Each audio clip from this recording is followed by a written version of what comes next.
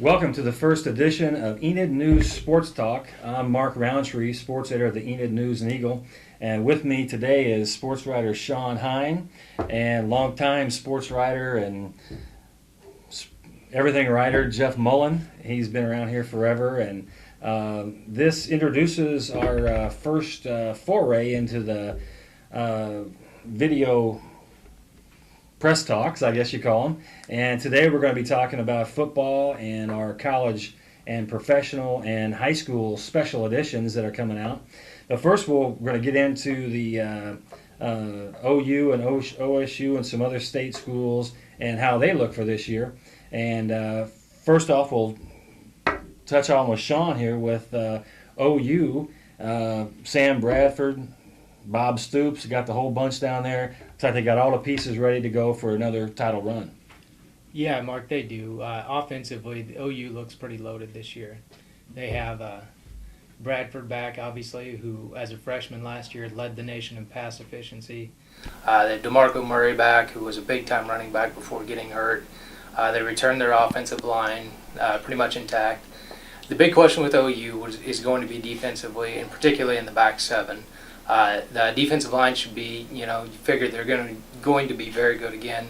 Austin English returns from injury, Joe McCoy. So the defensive line is going to be solid. It's that back seven, the linebackers in the secondary, that's going to be a little bit of a question mark. Of course, Enid native Austin Box is one of the linebackers who's kind of had some injury issues. And he's just kind of typified a lot of what that unit is. They have a lot of talent, just injuries, and some inexperience in that back seven, and trying to replace somebody like Big 12 Defensive Player of the Year, Curtis Lofton, the Kingfisher native, that's going to be tough. But if that back seven can step through, and coordinator Brent Venables can get them to playing well, they're going to be right there for the national title, you got to figure. And you mentioned, kind of touched on Box there, and had injury problems, and I guess they're talking about him maybe getting back for that Cincinnati game, and hopefully he'll be injury-free the rest of the way. Yeah, supposedly he's a go for game 2, and hopefully for the rest of the games. Cody Cook, the lineman there from Enid, had his redshirt year last year, and he looks to be in the mix, although it's a pretty tough group to handle there, the guys he's playing behind. Yeah, it's kind of tough. You figure Cody's going to get his chance at some point. He's just going to kind of have to stick it out. A lot of talent, a lot of experience. He's kind of behind right there at the offensive line. And you got a guy, 6'4", 300 pounds, and he's not big enough. Yeah. But you got to get bigger and faster, Cody. Yeah, that's a little tough to tell a kid. Oklahoma State is always contending, and they have an exciting offense over there.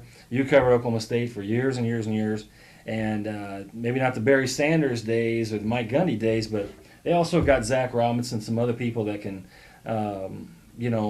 hurt you offensively, particularly this year.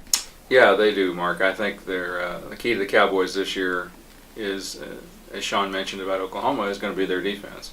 They've got one of the top offenses in the country. They had one of the top offenses in the country last year. They figure to again this year, but they've got to improve that defense. They were 101st in the country in total defense last year and 112th in pass defense.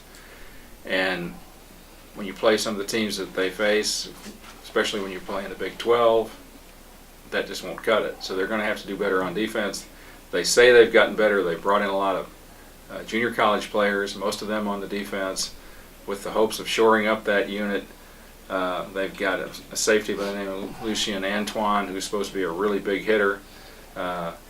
They've got Swanson Miller, a defensive tackle. They've got Maurice Gray, a cornerback. They've got Jeremiah Price, a defensive end. They had, in 13 games last year, they had 16 quarterback sacks. That's just not acceptable. They're going to have to do better. They're going to have to get better pass rush. They're going to have to get more speed in their secondary. They say they've improved the speed in the secondary. The offense will put points on the board. That's not going to be an issue with Zach Robinson, Brandon Pettigrew, Des Bryant, Kendall Hunter. They've also brought in a junior college running back, Bo Johnson, who's supposed to be top-notch running back, who is supposed to be challenging Kendall Hunter for the starting spot.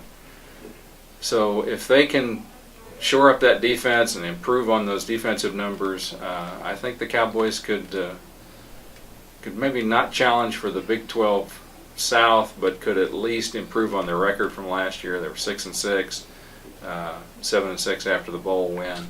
I think one of their key games is going to be the first game at Washington State, playing Washington State in Seattle actually, but they have a history of not playing well on the road. If they can go on the road and beat an opponent like Washington State, I think they could be off to a good start this season. They've got a pretty good, favorable home schedule, and I think maybe 8 or 9 wins might not be out of the question this year for Oklahoma State. And Brady Bond's going to be in the mix there with them. Started at right tackle last year, and Garber native, and it's always nice to see those local guys, do good at the college level. True, and Brady's on an offensive line that, from everything I've heard and read from the preseason workouts, is going to be much improved over last year. And they had a pretty effective offensive line last year. So, as I say, I think the offense is in pretty good shape. It's that defense that's the question mark, and the first game or two are really going to tell a tale for OSU. And Tulsa, with a couple local guys from our area, Jay Collins. What a prolific offense they have at Tulsa, and you might talk a little bit about them. What their chances look like this year. Yeah, you got to figure Tulsa. They came in last year, really kind of set things on fire with quarterback Paul Smith, who I believe was at least a 3-year starter there. Set all kinds of records at Tulsa. They're going to have to replace him, and that's the biggest key for them right now. But they certainly have pieces all around that offense that you figure, you may see a bit of a drop, but they're probably still going to be explosive again. And Northwestern Oklahoma State in Alva, it's a ball club that we've covered many times up at Ranger Field, and always an exciting small school brand of football.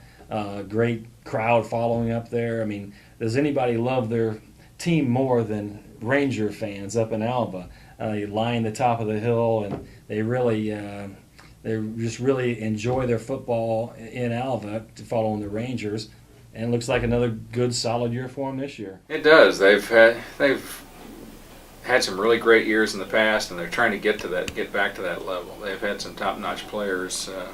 Patrick Creighton comes to mind, now receiver with the Dallas Cowboys, and they're working to kind of build back up to that level. And as you say, they've got a great fan following up there, and that's a great atmosphere, a great small college atmosphere, great place to watch a game up there at Ranger Field.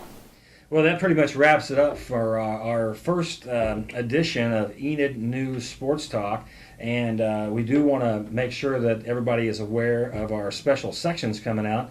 We have a college professional special section coming out on Saturday, August 23rd.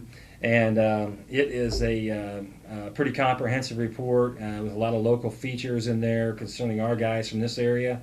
And then next week we'll have area football and Enid and area high school football special editions come out.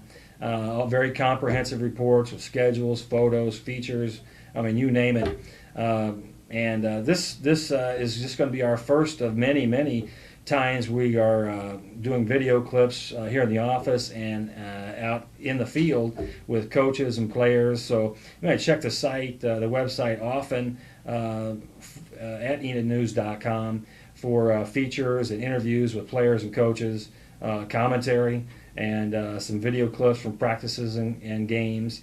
It's all part of our ever-increasing push to increase our presence on the internet. And it's as we talk about one of our tabs, one of our stories is that it's not your grandfather's newspaper. It's not your sports journalism is not what it used to be, and will continue to evolve on the internet in our print version.